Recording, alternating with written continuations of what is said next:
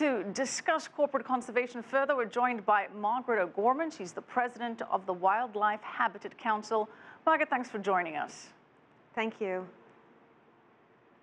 Margaret, for big corporations involved in conservation initiatives, what is the return on investment? What is the payoff for shareholders? Well, it's really interesting.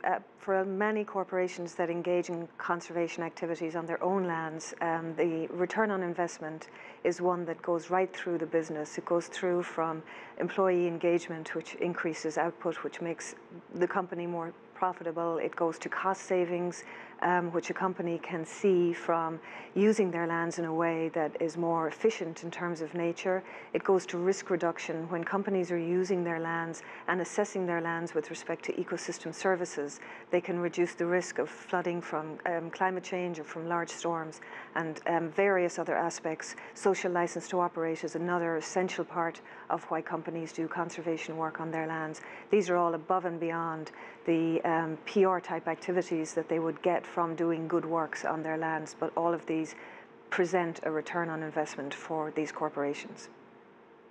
Well, Margaret, I guess one of the big pros is that it generates goodwill through corporate responsibility.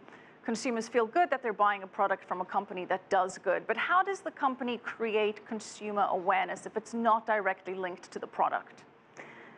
That's a great question. In many of the companies that I work with do not have direct-to-customer products that they are selling.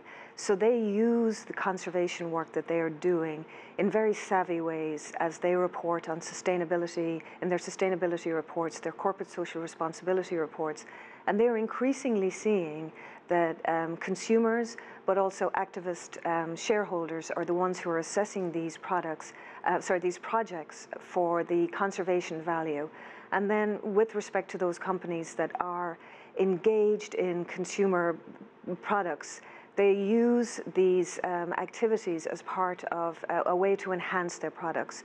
So we work with Toyota and General Motors, for example, two auto manufacturing companies who are doing extensive conservation works on their manufacturing lands. And they use that as a way to show that the products are coming from sites that are being managed, not just for zero waste to landfill, but also for things like good conservation outcomes.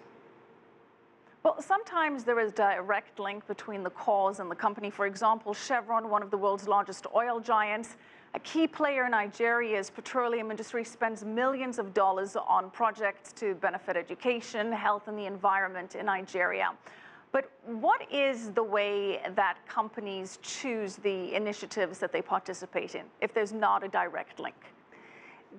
There's so many ways today that companies can engage in conservation where there is not a direct link. So for example, in North America, we have the National Pollinator Strategy, which the White House released last year.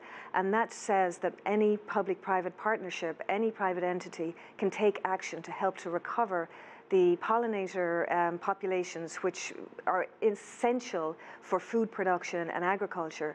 So we're seeing not just food production and agriculture companies engaged in this, but we're also seeing utility companies with rights of ways. We're seeing manufacturing facilities. We're seeing every sort of company engaging in this national strategy to protect and recover this very special population. And many companies look at where they are with respect to their conservation context. So if they're in an area that is important for monarch migration, they will choose to do that because it's meaningful and it has a great conservation outcome. But if they're in an area maybe that is focused on sea level rise, they will look at how they're managing their wetlands. So companies can find different ways, but the way that they then aggregate those acts is what helps them to report it in a very meaningful way to them.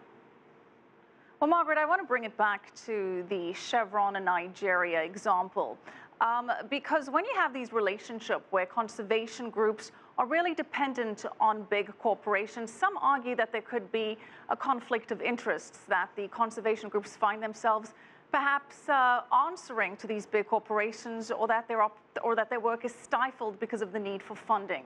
What do you say to that?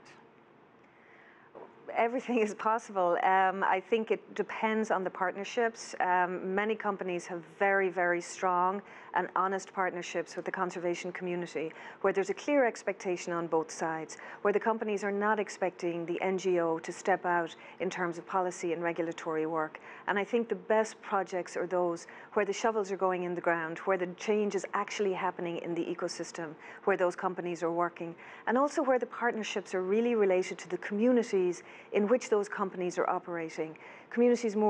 Corporations more and more seeing themselves as part of those communities, and where those partnerships exist, I think it's easier for those partnerships to be honest.